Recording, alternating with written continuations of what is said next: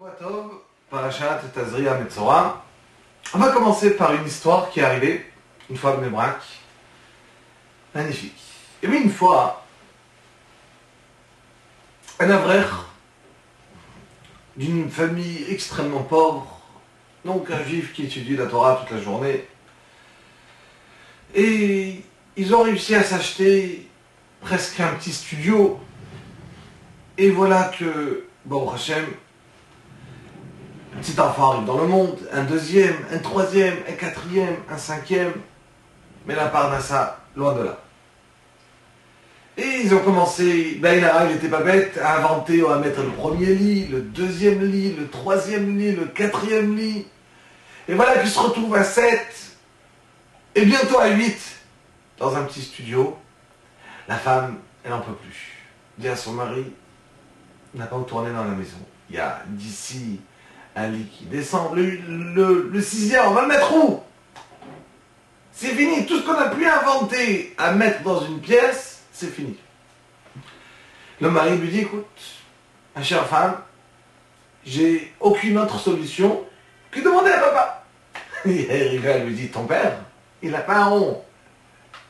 Je dis, non, je voulais te dire, Avinu Sheba Shamayim, à mon père qui est dans le ciel. Je vais aller chez lui, je vais aller au côté de la Maharavi, et je vais faire des tfilotes à Hachem. Et peut-être Hachem, il va m'écouter. Et voilà. Il prend le bus, il va à Yerushalayim, prend son Sofer Teilim, il se met à pleurer, à pleurer, à pleurer. Et il demande à Hachem, il fait Teilim, et comme ça passe 1 heure, 2 heures, 3 heures. Il a des larmes, il fait la tfila. Tout à coup, quelqu'un qui vient, qui lui toque comme ça sur le dos, et il lui dit, avec un petit accent comme ça, américain, il lui dit, dis-moi, d'où tu viens? Pourquoi tu pleures tellement?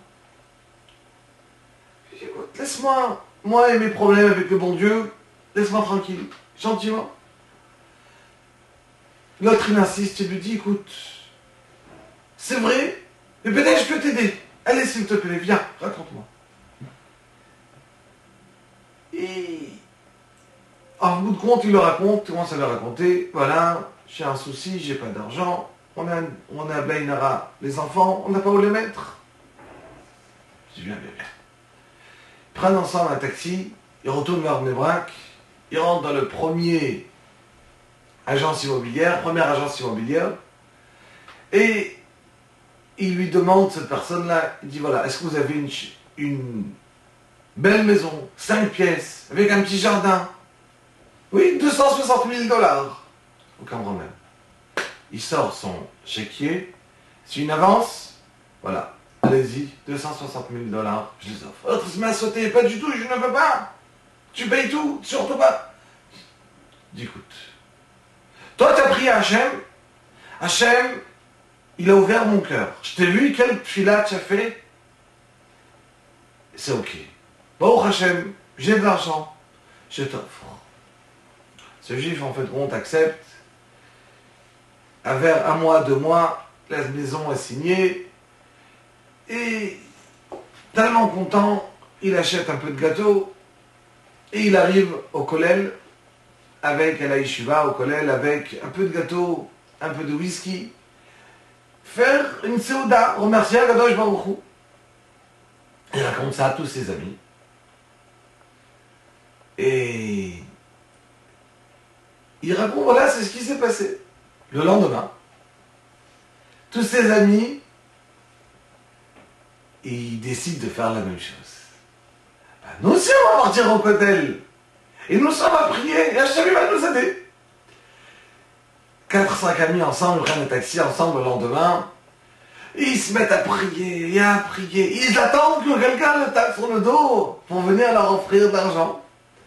Et au bout d'1 heure, 2 heures, effectivement, tout à coup, il y en a un tout content on lui tape sur le dos.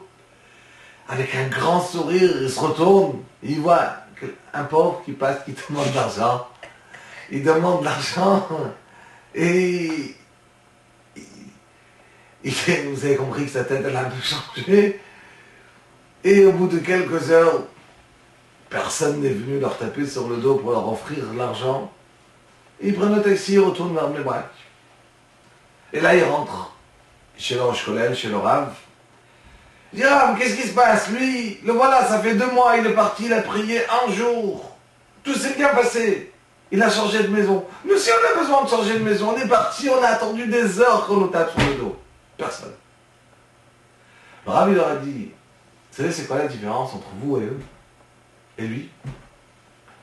C'est que lui, quand il est parti au Kotel pour faire, au Kotel Amaravi, au mur d'alimentation pour faire cette fila, il a fait la fila à Hachem.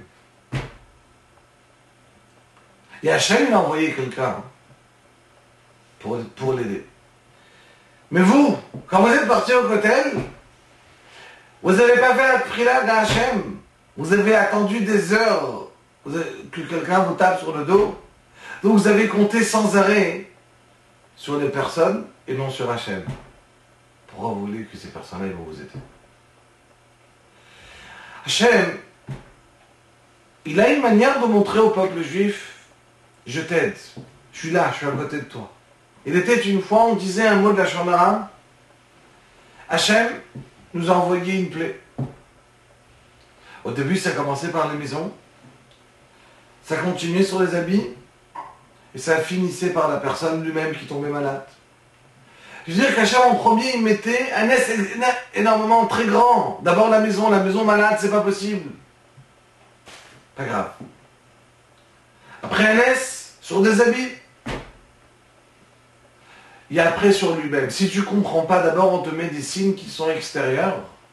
Et après ça se rapproche, ça se rapproche, ça se rapproche. Akadosh Baruch Hu dit à la personne, sache, c'est vrai. Il était une fois, il y avait le Beth Amikdash, il y avait des signes qui étaient très clairs. Aujourd'hui, ces signes ne sont pas autant clairs, mais ils le sont toujours. Plus on va savoir garder sa bouche, plus on va savoir apprendre la halachot de la Shonara, et plus toutes ces machalot, toutes ces maladies, alors ils ne seront pas sur le clan d'Israël. Comme tout Shabbat Shalom.